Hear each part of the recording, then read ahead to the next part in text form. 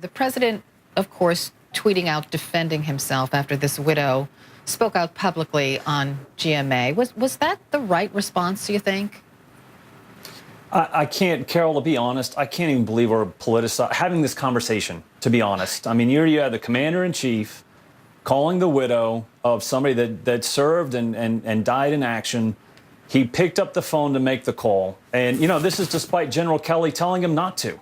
General Kelly advised President Trump not to make calls, and yet Trump still picked up the phone and made the call.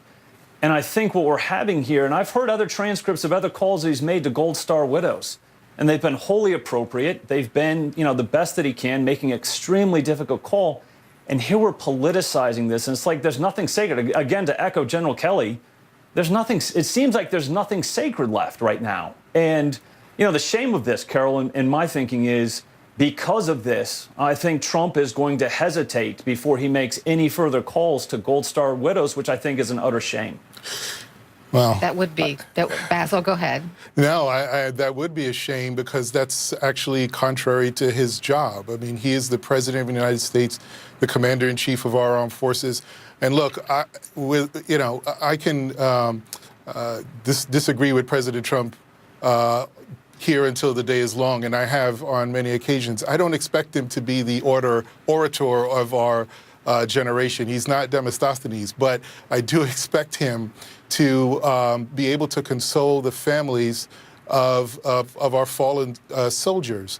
And I think the problem here, and I understand the point about politicizing it, but the problem that I see is that the president doesn't really know how to de-escalate a situation. He exacerbates it. He exacerbated it by these ad hominem attacks against the member of Congress, who is a clear friend and supporter of this family.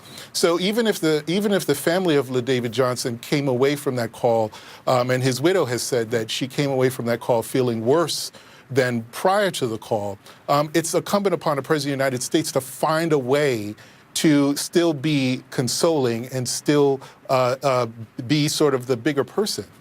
Well, here's the thing, Ned, and I try to keep an open mind. I mean, this widow is dealing with so much, right? She doesn't know how her husband died. Right.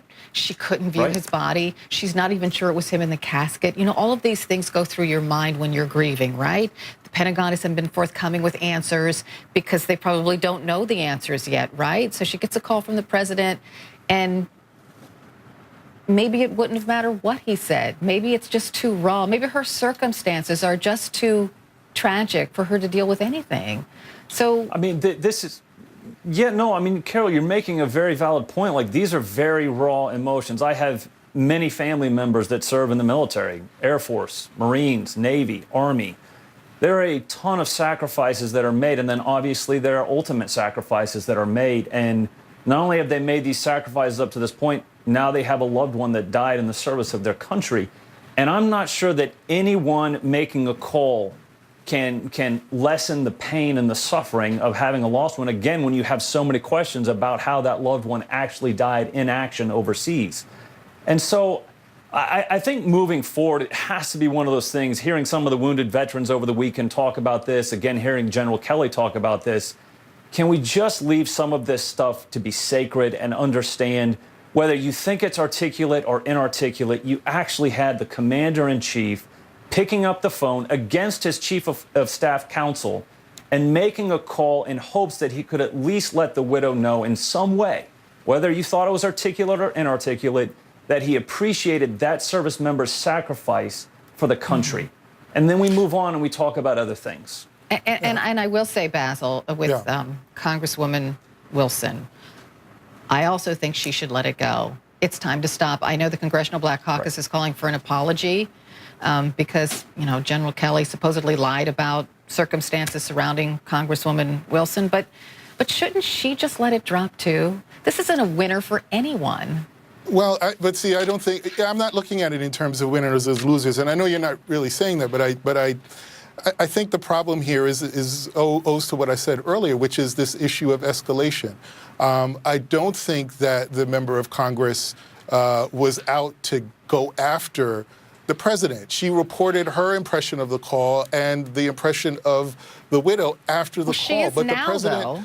But because in part, you look at what the president has done. He has gone and attacked her. He hasn't even spoken about the family so much.